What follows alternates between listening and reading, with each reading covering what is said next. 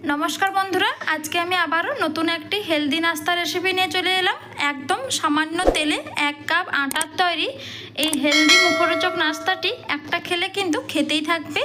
उपरटा बेश मुचमुचे भेतरटा पुर भरा। এই नास्ताटा खेते किन्तु कोनो रकम तरकारी पाते किछुई लागबे ना। रोज रुटी परोटा ना बानिये এই हेल्दी नास्ताटा एकबार बानिये देखुन। एकबार बानिये खेले रोज बानानोर बाहाना खुঁজবেন। ताहले चलुन आजके रेसिपि शुरू करा जाक। एखाने आमी 1 कप निये निয়েছি आटा मयदा मिक्सड करे निয়েছি। हाफ आटा एबं हाफ मयदा मिशिए टोटाल 1 कप मयदा निয়েছি। एबारे सामान्य लवण और 2 चामच परिमाण सादा तेल मिशिए निচ্ছি।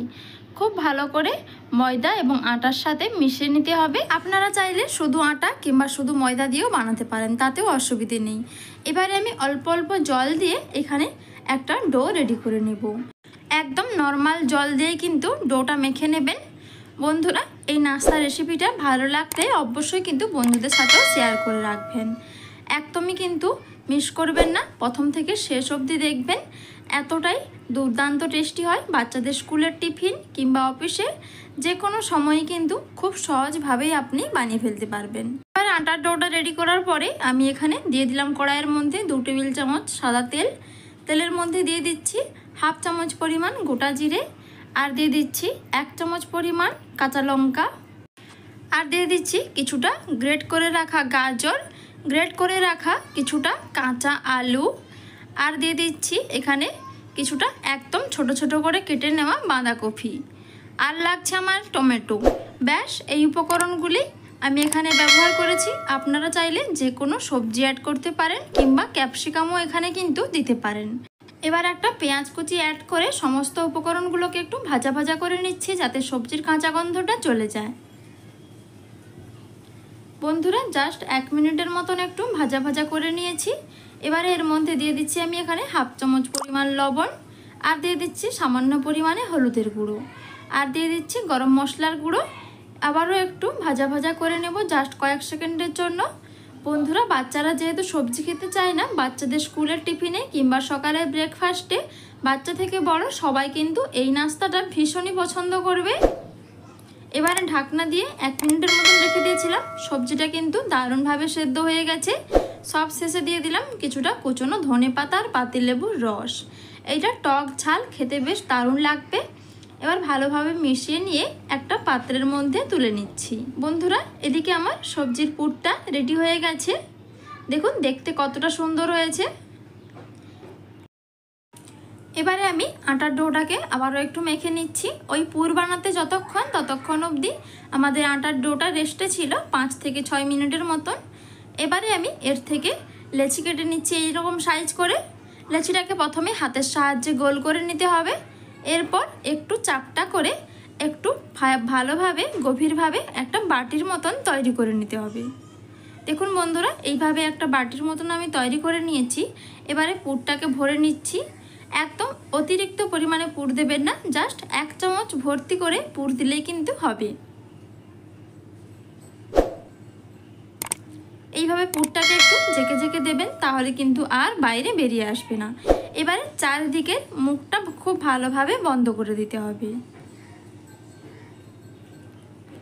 বন্ধুরা নাস্তাটা বানাতেও যেমন সহজ, খেতেও কিন্তু ভীষণই ভালো লাগে। আমি আপনাদেরকে 2 রকম পদ্ধতিতে বানিয়ে দেখাবো। দেখুন এইভাবে কিন্তু আমি বেলাবেলি ঝামেলা ছাড়া কিন্তু হাতের সাহায্যেই বানিয়ে নিতে পারবেন। দেখুন এইভাবে হাতের সাহায্যে একটু চাপটা চাপটা করে দিলেই কিন্তু খুব সুন্দরভাবে এটা রেডি হয়ে যাবে। একদম কিন্তু বেলাবেলির ঝামেলা থাকবে না। দেখুন একটা আমার এদিকে রেডি হয়ে গেছে। ব্যাস এই সাইজটাই আমি রাখবো, আর বেশি বড় করব না।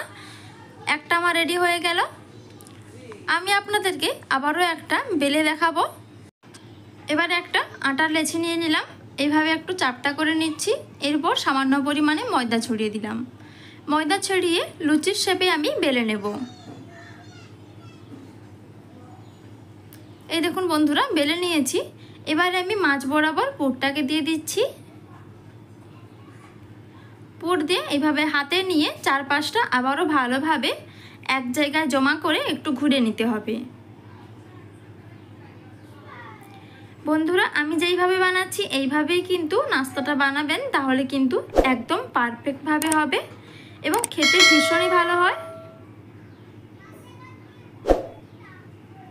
দেখুন বন্ধুরা, আবারও আমার একটা নাস্তা রেডি হয়ে গেল।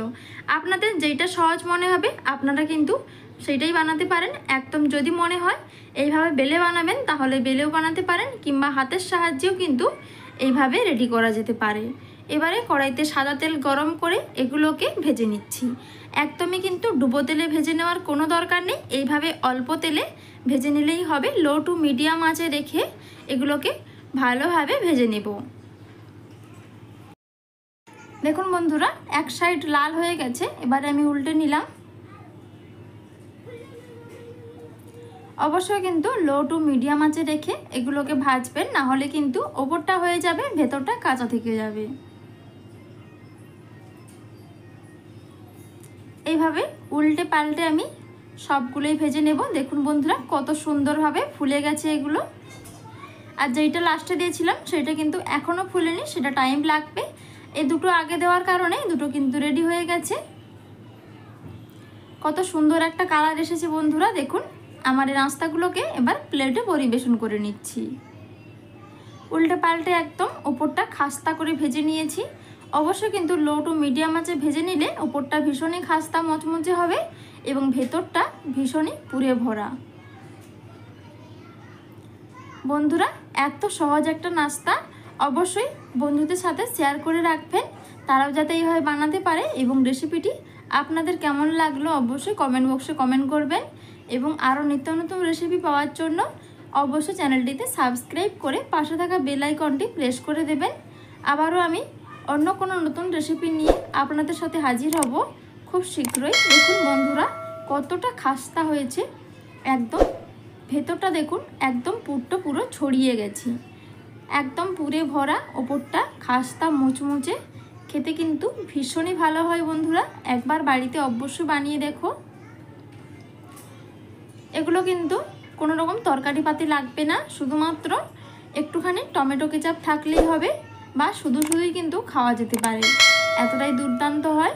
তাহলে বন্ধুরা, আজকের মতো আসি, আবারও ফিরে আসছি শীঘ্রই নতুন কোনো রেসিপি নিয়ে। ধন্যবাদ।